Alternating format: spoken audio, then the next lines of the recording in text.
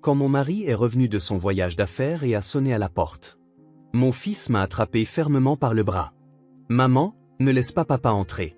On doit fuir maintenant. » Je ne comprenais pas, mais je l'ai suivi par la porte de derrière. Et juste au moment où j'ai démarré la voiture, il s'est passé quelque chose d'incroyable. Avant de commencer l'histoire, n'oubliez pas de laisser un like et de vous abonner à la chaîne pour voir plus d'histoires comme celle-ci. Olivia Moreau leva les yeux de son livre de recettes ouvert sur le plan de travail de la cuisine et regarda par la fenêtre. Le paysage automnal de Beauregard, en Normandie, s'étendait devant elle. Les arbres, parés d'or et de rouge, ondulant sous le vent, ressemblaient à une peinture. Elle était bien connue comme infirmière à l'hôpital local. « Maman, je ne comprends pas ce problème », appela son fils de 12 ans, Eden, depuis la table de la salle à manger. Un cahier de maths était ouvert devant lui alors qu'il peinait sur ses devoirs. Olivia sourit, s'essuya les mains et s'assit à côté de son fils. « Lequel te pose problème ? » ?»« Ce problème de fraction. Je crois que j'ai oublié comment le prof a dit de faire. » Olivia caressa doucement les cheveux d'Eden tout en commençant à résoudre le problème avec lui. Elle sentait son fils grandir chaque jour. Eden avait les mêmes yeux bleus qu'elle, une forte curiosité intellectuelle et une personnalité bienveillante. Elle était également heureuse de le voir commencer à devenir grand, comme son père, Robert. Alors qu'ils finissaient de résoudre le problème, ils entendirent la porte d'entrée s'ouvrir. « Je suis rentré. » Une voix grave et chaleureuse résonna dans la maison.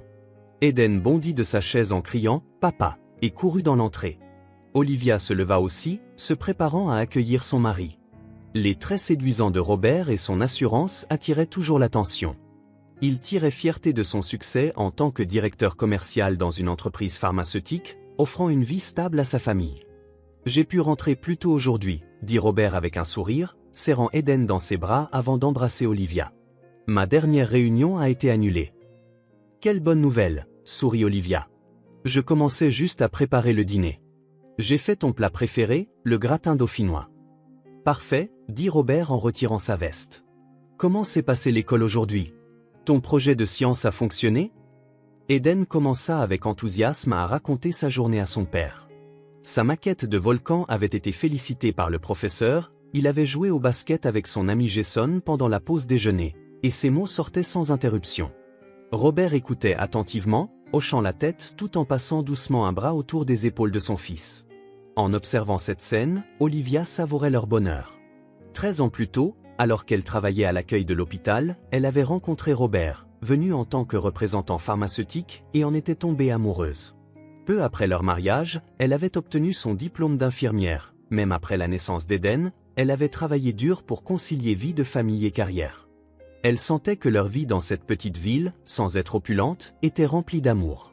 La conversation familiale autour de la table du dîner était agréable. Robert parla d'un important voyage d'affaires prévu pour la semaine suivante. Il devait assister à un salon majeur de l'industrie pharmaceutique à Paris. « Je serai absent pendant 3 jours, mais je pourrai décrocher un bon contrat », expliqua-t-il avec enthousiasme. « Si ça marche, on pourrait peut-être aller à Disneyland Paris l'été prochain. » Les yeux d'Eden s'illuminèrent. « Vraiment ? Tu promets ? » ?»« Bien sûr que je promets. » Robert sourit en tenant la main de son fils. Olivia respectait l'ambition de Robert.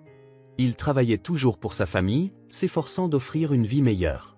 Parfois, ses voyages d'affaires duraient longtemps, mais elle comprenait que c'était pour l'avenir de la famille. Ce soir-là, après avoir couché Eden, Olivia et Robert s'assirent sur le canapé du salon, se détendant de la fatigue de la journée. « Comment ça s'est passé à l'hôpital ?» demanda Robert en massant les épaules d'Olivia. « Très chargé. On dirait que la saison de la grippe a commencé, les urgences étaient pleines de patients, » répondit-elle les yeux fermés. « Mais j'ai pu assister à l'événement scolaire d'Eden. Il grandit vraiment. »« Oui, c'est un garçon formidable, » acquiesça doucement Robert. « C'est entièrement grâce à toi, Olivia. Tu es une mère incroyable. » Olivia sourit et prit la main de son mari. Ces moments paisibles étaient les trésors de sa vie. Le lendemain matin, Robert se préparait pour son voyage. Olivia et Eden le regardaient depuis la cuisine pendant qu'il mettait des vêtements dans sa valise et organisait les documents nécessaires dans sa mallette. « Fais attention, » dit Olivia en lui tendant un café. « Appelle-nous tous les soirs. » Bien sûr, Robert l'embrassa sur la joue. « Eden, prends bien soin de ta mère. C'est une promesse d'homme à homme. » Eden hocha la tête d'un air sérieux. Compte sur moi, papa. Je protégerai maman. Tous les trois s'étreignirent dans l'entrée, puis Robert monta dans un taxi. Olivia et Eden restèrent à faire signe jusqu'à ce que la voiture disparaisse au coin de la rue. Maintenant, préparons-nous pour l'école. Olivia posa sa main sur l'épaule de son fils. Eden leva les yeux vers sa mère et sourit. Maman, quand papa reviendra, est-ce qu'on pourra faire un pique-nique? Tous les trois. Ça semble une excellente idée, répondit Olivia en caressant la tête de son fils. Quand papa reviendra, nous irons sans faute. Ils rentrèrent dans la maison et commencèrent leur routine matinale habituelle. Le premier jour après le départ de Robert, Olivia se réveilla plus tôt que d'habitude. Avant que le réveil ne sonne à 6 heures, elle était déjà dans la cuisine à préparer du café. Le premier matin sans son mari lui semblait toujours un peu solitaire. Dans la faible lumière filtrant par la fenêtre, elle organisait mentalement son emploi du temps de la journée. « Maman, tu es déjà levée ?» Eden apparut dans la cuisine, les yeux ensommeillés. C'était plus tôt que d'habitude, mais peut-être s'était-il lui aussi réveillé à cause du silence de la maison sans son père. « Bonjour, mon chéri. » Olivia posa un verre de jus d'orange devant son fils. « Tu as bien dormi ?» Eden hocha la tête en prenant une gorgée de jus. « Papa a appelé ?»« Pas encore, mais il appellera probablement ce soir, » sourit Olivia. « Tu vas jouer avec Jason après l'école aujourd'hui ? » Non, je veux travailler sur mon projet de science. Celui dont le prof a parlé, sur la recherche spatiale avec la tablette. Olivia était ravie de l'enthousiasme de son fils. Eden s'était récemment intéressé à l'espace et à l'astronomie. Le mois dernier, Robert lui avait offert une nouvelle tablette pour son anniversaire et y avait installé plusieurs applications éducatives. Alors ce soir, pendant qu'on préparera le dîner ensemble, tu pourras me raconter ce que tu as découvert. Après avoir déposé son fils à l'école et terminé son service à l'hôpital, Olivia s'arrêta au supermarché. Elle repéra le vin rouge préféré de son mari et décida d'en acheter une bouteille pour fêter son retour. En faisant la queue à la caisse, elle vérifia son téléphone portable. Toujours aucun message de Robert. « Il doit être occupé », murmura-t-elle doucement. Elle n'était pas inquiète, sachant qu'il préparait une négociation commerciale importante. Quand elle rentra chez elle, Eden était déjà de retour, concentré sur sa tablette dans le salon. En remarquant sa mère, il lui montra avec empressement l'écran. « Maman, regarde, j'ai collecté plein de photos de Jupiter, et cette vidéo explique la grande tache rouge de Jupiter. » Olivia s'assit à côté de son fils, profitant de ce moment où elle partageait ses découvertes. Elle était fière qu'il étudie assidûment, tant à l'école qu'à la maison. Pendant le dîner, Robert appela. Olivia répondit avec une expression légèrement soulagée. « Comment se passe Paris ?»« Chargé, mais ça va bien », la voix de Robert semblait un peu fatiguée.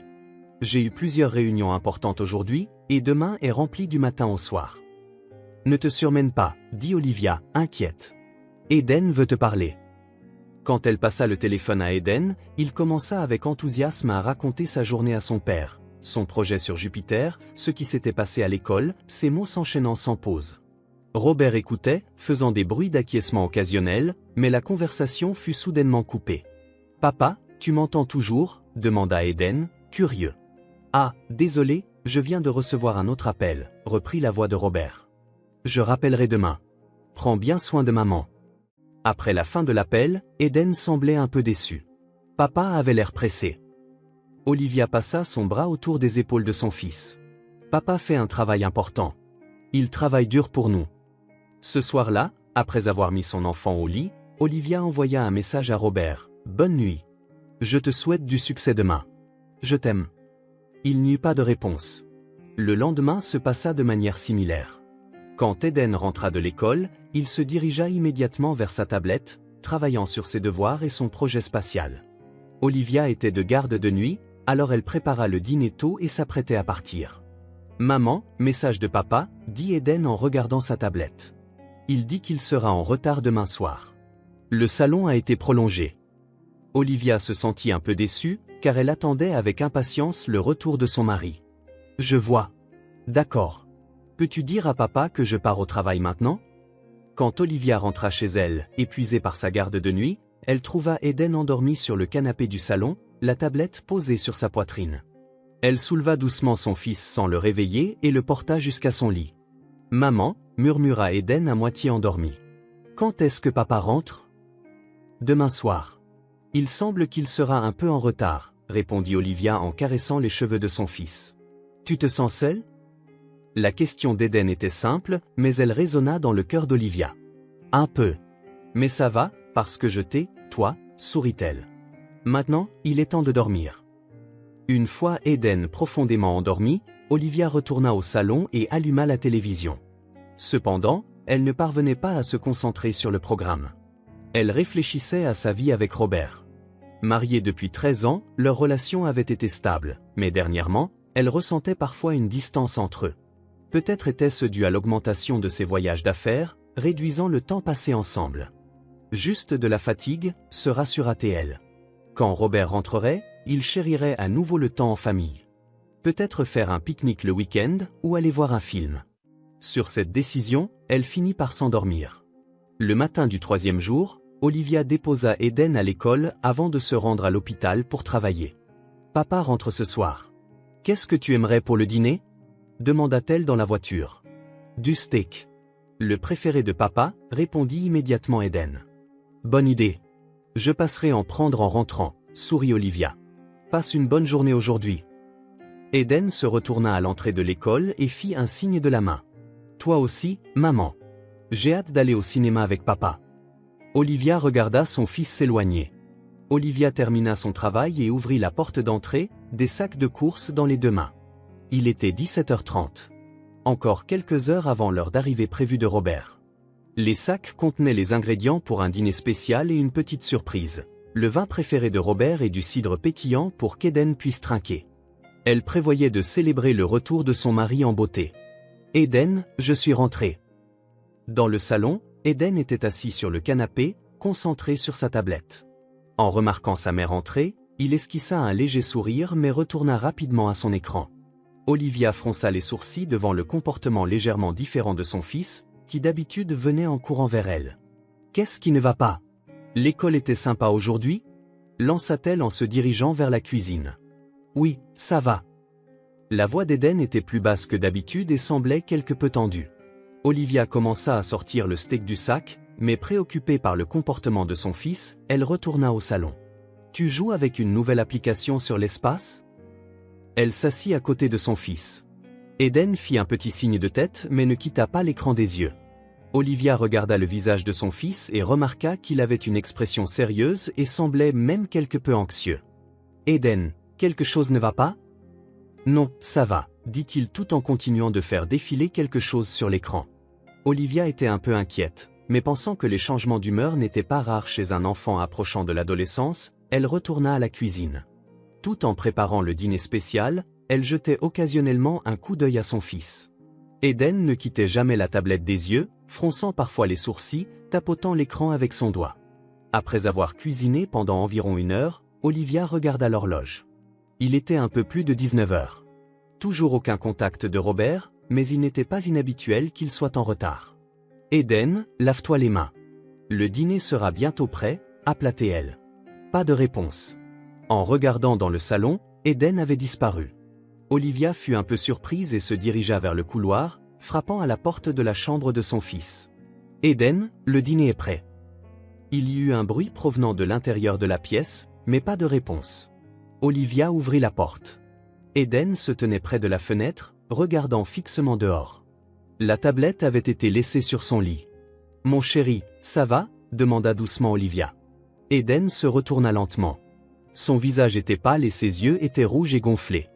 Il avait l'air d'avoir pleuré. « Eden, qu'est-ce qui ne va pas ?» Olivia se précipita vers son fils. « Maman, » dit Eden d'une voix tremblante, « papa, est-ce que papa rentre bientôt ?»« Oui, il devrait. »« J'attends de ses nouvelles bientôt, » dit Olivia en caressant les cheveux de son fils. « Que s'est-il passé? On t'a embêté à l'école ?» Eden secoua la tête. « Maman, » commença-t-il, mais s'arrêta. Il semblait essayer de communiquer quelque chose, mais les mots ne sortaient pas. « Tu peux tout me dire ?» Olivia posa sa main sur l'épaule de son fils. Eden s'assit sur le lit et prit une profonde inspiration. « À propos de la tablette ?»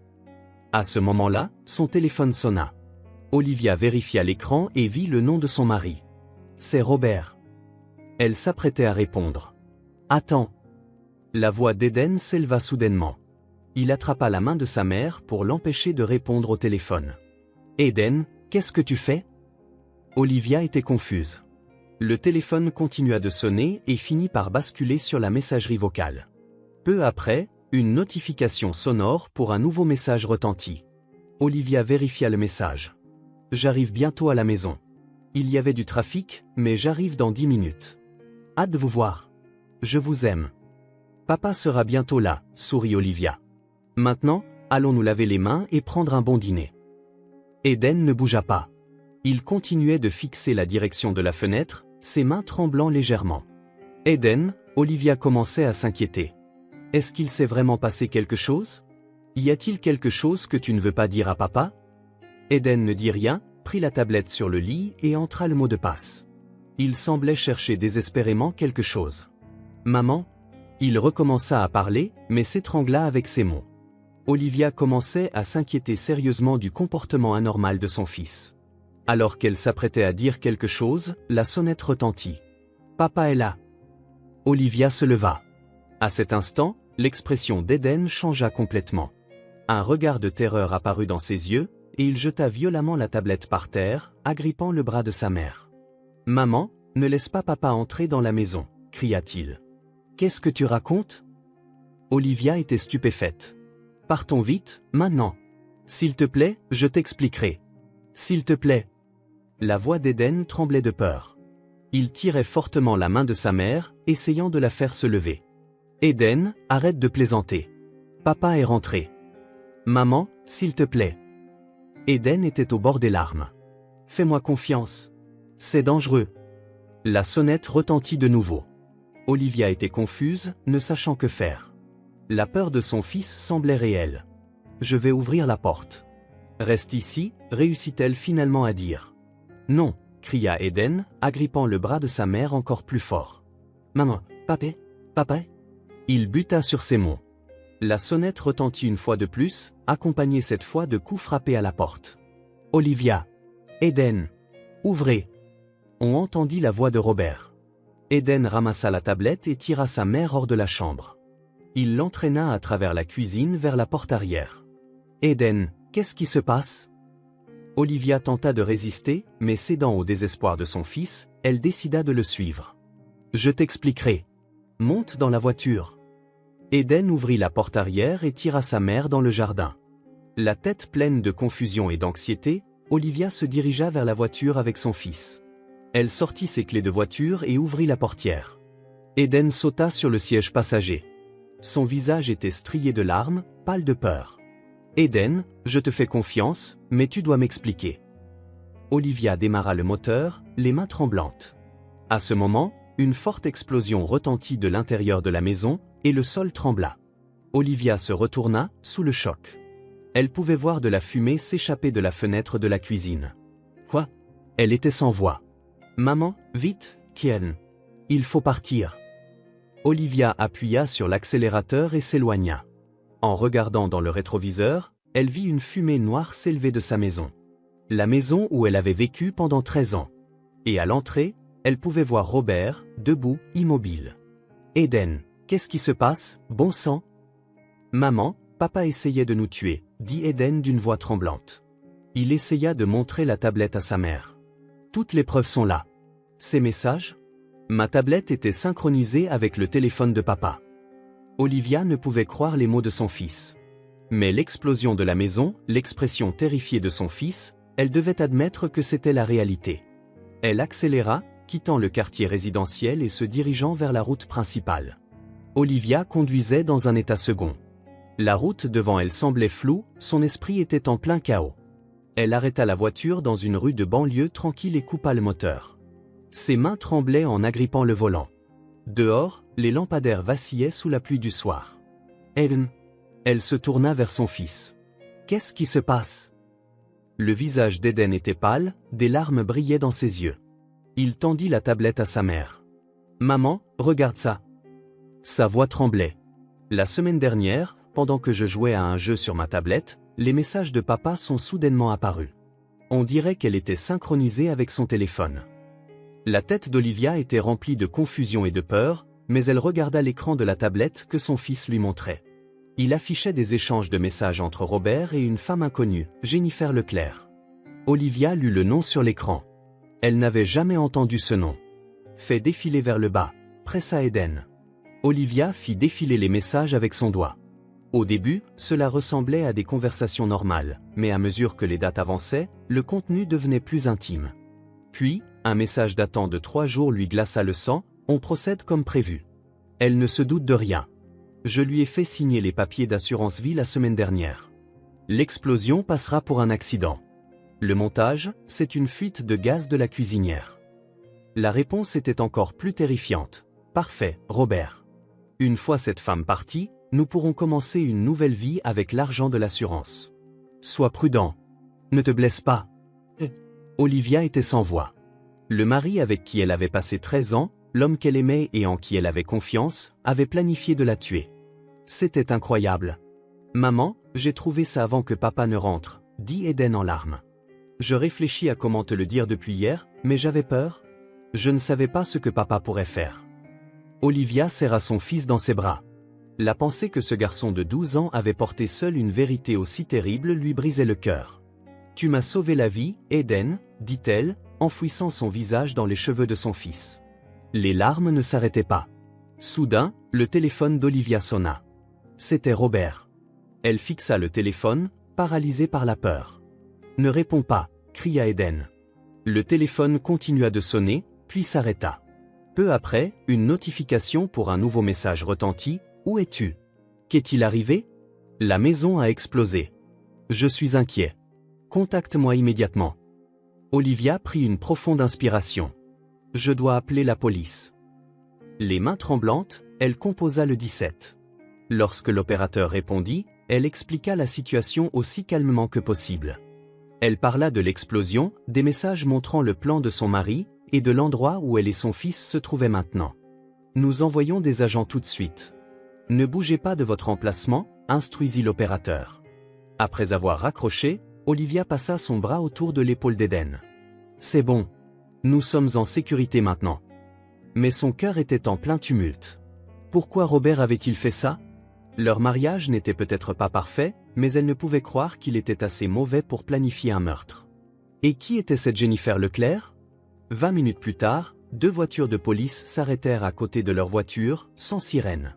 4 agents en sortirent et prirent des dépositions séparées d'Olivia et d'Eden. La tablette fut saisie comme preuve. Madame Moreau, vous et votre fils allez séjourner dans un endroit sur cette nuit, dit gentiment une policière. Jusqu'à ce que nous localisions votre mari.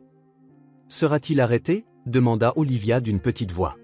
L'enquête a déjà commencé. Le site de l'explosion est en cours d'examen, dit la policière d'un ton professionnel. S'il y a suffisamment de preuves, un mandat d'arrêt sera délivré. Olivia hocha la tête. Cela ne semblait pas réel. Quelques heures auparavant, elle préparait un dîner spécial pour célébrer le retour de son mari. Avant de monter dans le SUV de la police, Olivia regarda en direction de sa maison. Au loin, elle pouvait voir des lumières rouges et bleues clignoter ou les gyrophares des véhicules d'urgence. Sa vie, tout ce qu'elle avait construit, était maintenant en flammes et en fumée.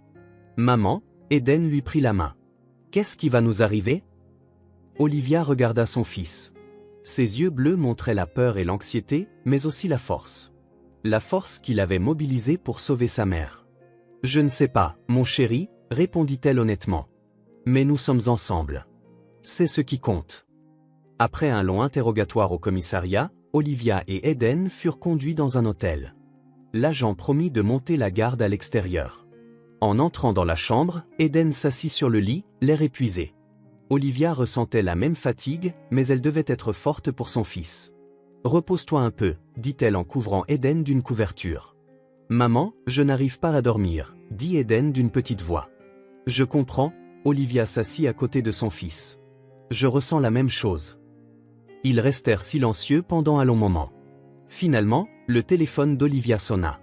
C'était la police. « Madame Moreau, nous avons des nouvelles, » dit le détective à l'autre bout du fil. « Nous avons arrêté votre mari, Robert Moreau. Il a été retrouvé non loin du site de l'explosion. Et nous avons aussi arrêté une femme nommée Jennifer Leclerc, qui était avec lui. » Ont-ils avoué ? Demanda Olivia d'une voix tremblante. « Ils sont encore interrogés, mais les messages sur la tablette constituent une preuve décisive. De plus, la cause de l'explosion a été déterminée comme étant intentionnelle. La conduite de gaz dans la cuisine a été délibérément endommagée. Olivia hocha la tête. Merci, réussit-elle à peine à dire. Après avoir raccroché, elle se tourna vers Eden. Ils ont attrapé papa, dit-elle doucement. Le soulagement apparut sur le visage d'Eden. On est en sécurité maintenant? Oui, nous sommes en sécurité. Olivia serra son fils dans ses bras. Grâce à toi. Cette nuit-là, ils dormirent à peine.